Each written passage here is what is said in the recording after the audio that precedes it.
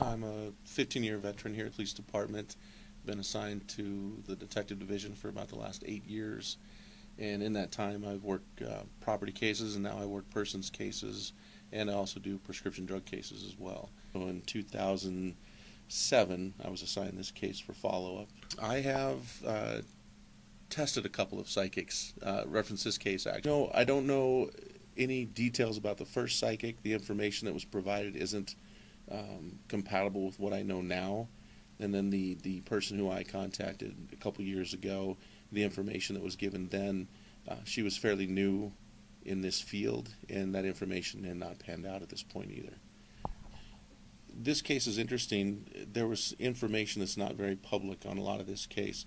When we did reopen it and talked with the family of the victim to make sure they were aware that we wanted to reopen this case, we still didn't give a lot of details out about what we knew. And so when I was approached by Debbie, 3 months ago now maybe, we've known each other for a while.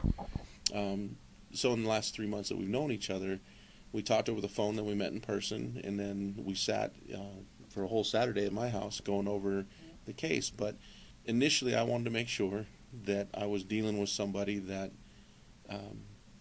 was actually capable of what they claim they were capable of, because obviously there's folks out there who think they have this gift and they don't really actually have it. So not knowing Debbie and not knowing her skills, I thought, let's put her to the test a little bit.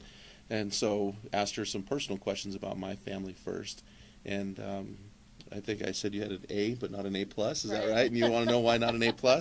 And then we talked about some more things that happened that day actually that only I knew about and one other person, and she actually told me about that incident from that day. So that's when she got the A+ rating from me. And so we decided then to have her look at this case and give me some information about it. And she was able to provide some details on some physical evidence that we had. And that to me is the key, because we can assume who the suspect, the culprit is, all we want until we can prove who it is. But when I have physical evidence that nobody knows about, that's not in the paper, that's not on the internet, that's not out there for everybody to see, and the other detectives don't know about it either because I'm the only one working this case, I think it's interesting that she knew and could describe some of that physical evidence.